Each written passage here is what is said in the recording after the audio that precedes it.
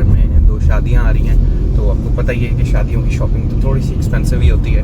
तो emporium mall ने एक बहुत ही ज़बरदस्त ऑफ़र लगाई हुई है कि अगर आपका टोटल बिल चेकआउट के ऊपर 30,000 बनता है, आप कहीं से भी शॉपिंग करें एम्पोरियम मॉल के अंदर, तो आपको वो हाई टी कॉम्प्लीमेंट्री देते हैं फॉर 1 पर्सन।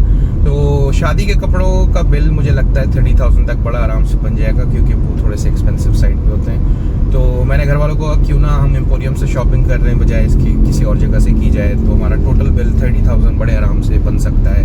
अब चलते हैं, देखते हैं कि हमारा टोटल बिल कितना बनता है, क्या हम हाई टी अवेल कर सकेंगे या नहीं। अभी मैं जा रहा हूँ ऑफिस, और ऑफिस पहुँच के फिर काम ख़त्म करते हैं और शाम में सीधा चलेंगे हम एम्पोरियम मॉल। मैंने घर वालों को सीधा उधर ही बुला लिया है।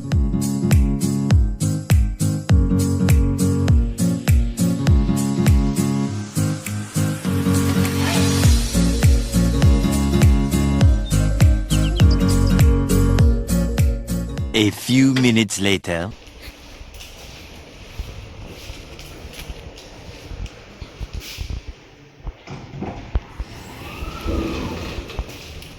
One eternity later. तो ऑफिस से फ्री हो गए हैं, अब चलते हैं एम्पोरियम मॉल। बच्चे उतने बड़ा वहीं पहुंच रहे हैं।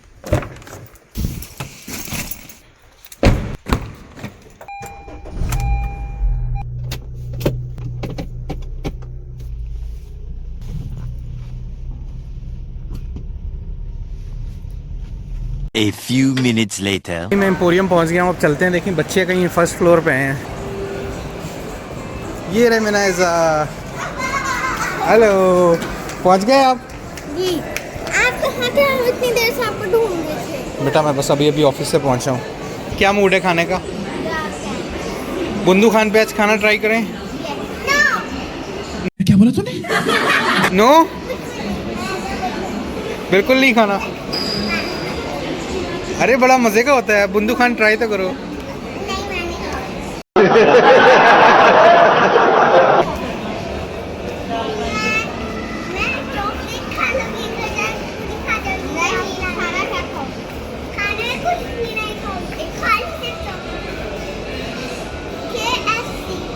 बहुत तेज हो रहा है, बहुत तेज हो रहा है। नहीं KFC नहीं, आज बुंदू खान खाएंगे। तो जी पहली शॉपिंग हो गई हमारी और हमारा बिल बना है 7,000 और अभी 23,000 बाकी हैं। पहले चल के खाते हैं खाना और उसके बाद बाकी शॉपिंग करते हैं। बट जो आसार लग रहे हैं, लग नहीं रहा हम पूरे 30,000 कर पाएंगे जिस हिसाब से ड्रेसेस रिजेक्ट हो रहे हैं। तो चल के खाना खाते हैं हम आज बुंदू खान पे। इनकी 1-2 चीज़ें मुझे बहुत पसंद हैं, तो हम वही ऑर्डर करेंगे।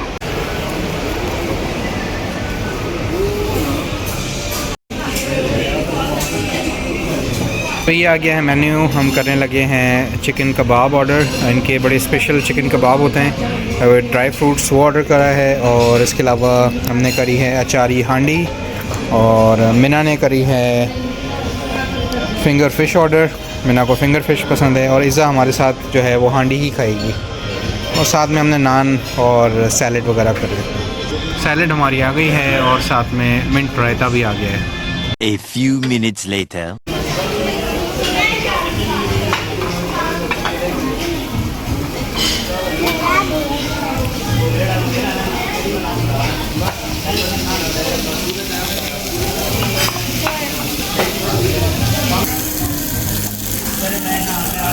ये आ गया है हमारा खाना। Sizzling barbecue, Bundu Khan special kebab, और ये है achari handi, and this is finger fish.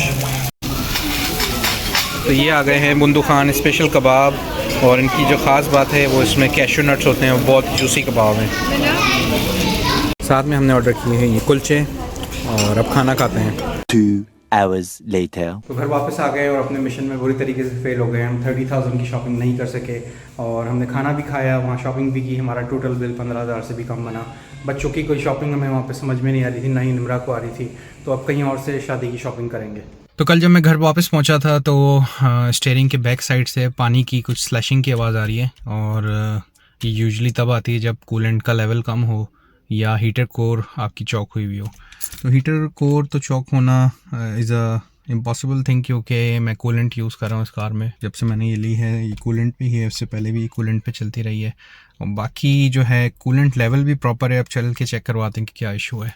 A few minutes later. तो हेयर इज़ द कल्प्रेट, जो हमारा रेडिएटर का कैप है, इसका बॉटम पार्ट जो है वो टूट गया है और यहाँ से एयर बन रही थी और कूलेंट जो है वो एवापोरेट हो रहा था और साथ में इसका जो थ्रॉटल का पाइप है वो भी फटा हुआ है, देखा आपने लापरवाही का नतीजा है। को भी अभी सही करवा रहे हैं और इसके साथ साथ जो हीटर कोर है उसको भी ज़रा सा फ्लश करवा के उसको फ्रेश करा देते हैं अगर वहाँ कोई ब्लॉकेज वगैरह है। तो ये आ गया है हमारा न्यू रेडिएटर का कैप और आप देख सकते हैं डिफरेंस इन दोनों के अंदर। ये पार्ट होता है, ये जब प्रेशर बनता है तो ये रेडिएटर के कूलेंट को फ़्लो भी करवाता है और जो बॉटल लगी हुई होती है जहाँ से एडिशनल कूलेंट आना होता है वो वहाँ से इसको रेडिएटर के अंदर फ़्लो करवाता है। अब ये लगवाते हैं और साथ में जो थ्रॉटल का पाइप है उसको भी चेंज करवाते हैं। 2 hours later. मैं घर पहुंच गया और इस वक्त रात के 11:30 बज रहे हैं और गाड़ी अल्हम्दुलिल्लाह क्लियर हो गई है। हीटर कोर के अंदर जो भी एयर थी वो हमने पर्ज आउट करा दी है और इसके अलावा जो हमारा रेडिएटर कैप था, थ्रॉटल का पाइप था, वो भी हमने रिप्लेस करा दिया। और देखें अल्लाह ताला ने कितनी बचत की कि इतनी एक छोटी सी चीज़ जिसकी कॉस्ट 600 रुपीज़ है वो ख़राब होने की वजह से आपका पूरा इंजन सीज़ हो सकता था, कितना बड़ा नुकसान हो सकता था। रेडिएटर के कैप को हमेशा टाइमली चेक करते रहना चाहिए, थ्रॉटल के पाइप को चेक करते रहना चाहिए। अगर वहाँ कहीं लीकेज है, कूलेंट लीक हो रहा है तो आपको पता ही नहीं चलेगा, क्योंकि बॉटल के अंदर जो पानी था, मैं तो बॉटल चेक किया करता था और बॉटल में पानी फुल था। अब क्योंकि जब तक आपका रेडिएटर प्रेशर ही नहीं बनाएगा तो बॉटल से पानी ही नहीं आता, तो रेडिएटर को मैं चेक नहीं कर रहा था। ये भी एक मेरी मिस्टेक है। गोइंग फॉरवर्ड मुझे रेडिएटर को भी चेक करना पड़ेगा पानी के लेवल को चेक करने के लिए, कंफर्म करने के लिए। तो बड़ी बचत हो गई। कल मुझे जाना है हैदराबाद और मेरी फ़्लाइट है वाया कराची। तो फिर आपसे मिलते हैं कल, तब तक के लिए अल्लाह हाफ़िज़।